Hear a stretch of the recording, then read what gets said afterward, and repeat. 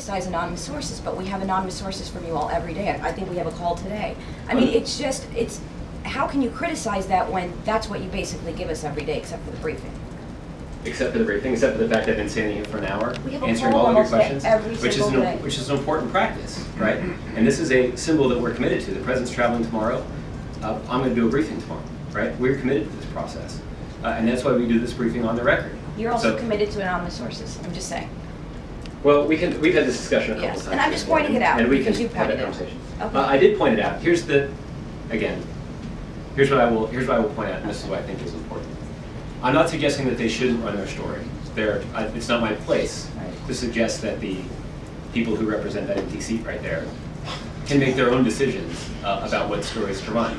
They're entirely entitled to doing it. What I think is important is that greater weight should be granted to those who are willing to put a face and name with specific claims. Cecilia Munoz, who's the president's top immigration advisor, is in that story, conveying exactly the White House position. And I spent the last hour in here talking to all of you because I'm putting my face and my name with this administration's positions.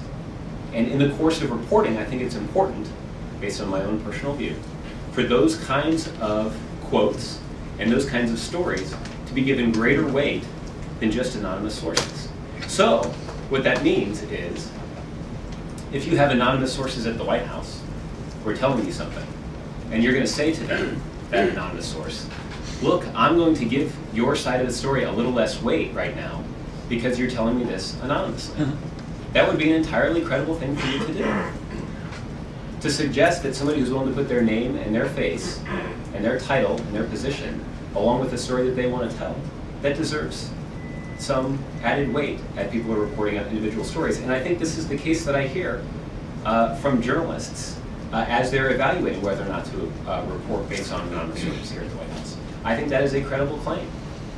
The problem and the frustration that I might be showing just a little bit of right now is that there are times when there are anonymous outside voices, as is the case with the Washington Post story, that are given greater weight than on-the-record sources from the White House when it pertains to information about what's happening in the White House. And that is the source of frustration that is occasionally expressed, even occasionally expressed from this point. So Josh, would you guys commit then when you have situations like today's call, which is people specifically picked by the White House to roll out a policy of the White House, would you commit to have those people speak on the record?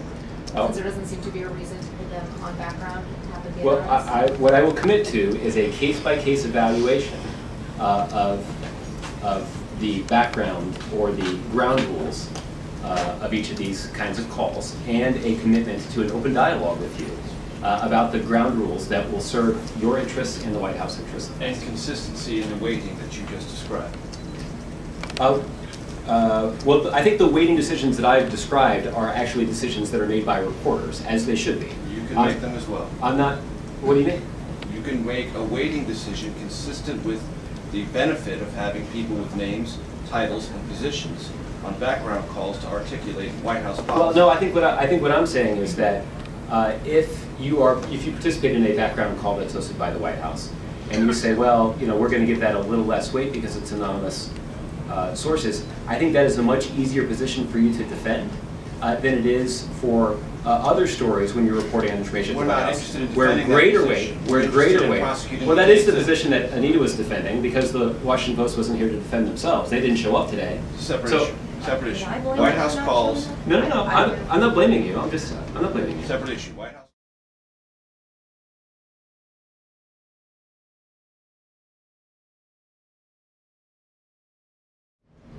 Well, again, we'll evaluate that based on the weighting that you described. The weighting that I was describing was a journalistic decision that is, as it should be, made by independent journalists.